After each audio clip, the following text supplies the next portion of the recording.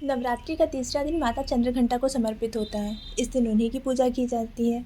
अब अगर हम देखें कि माँ चंद्रघंटा की उत्पत्ति क्यों हुई थी, माँ दुर्गा ने माँ चंद्रघंटा का अवतार क्यों लिया, तो इसके लिए एक पौराणिक कथा है जिसके अनुसार महिषासुर नाम का एक राक्षस था, जिसे ब्रह्मा जी से ये वरदान प्राप्त था कि उसका वध किसी स्त्री के हाथों ही हो सकता है। ये वरदान उसी ने मांगा था क्योंकि उसे लगा था कि औरतें कमज़ोर होती हैं, वो उनके हाथों तो नहीं मरेगा। उसने कहा था कि कोई देवता मुझे ना मार सके।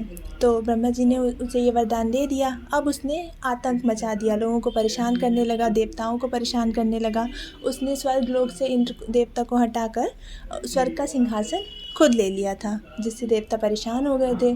तो वे सभी देवता त्रिदेवों के पास, मतलब ब्रह्मा जी, विष्णु जी और भोलेनाथ के पास पहुँचे और उनसे बताया अपनी परेशानी के बारे में कि किस तरह से महिषासुर उन्हें तंग कर रहा है। तो फिर तीनों देवता ये सुन के क्रोधित हो गए और उनके मुख से एक ऊर्जा निकली और उसी ऊर्जा से माँ चंद्रघंटा की उत्पत्ति हुई।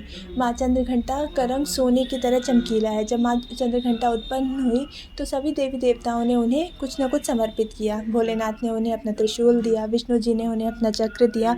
ऐसे सभी देवी देवताओं ने माता को कोई न कोई अस्त्र शस्त्र, किसी ने सिंह दिया तो समर्पित दिया। तो सिंह पे सवार होकर माता दैत्यों से लड़ने के लिए निकली।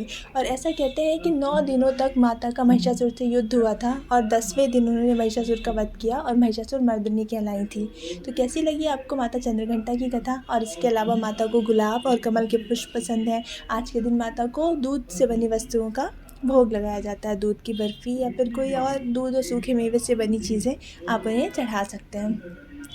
माता के माथे पे आधा चंद्रमा सुशोभित है और उनके आने से घंटे की सी तेज ध्वनि होती है जिससे दैत्यों का नाश होता है और इसी वजह से माता को चंद्रघंटा नाम दिया गया।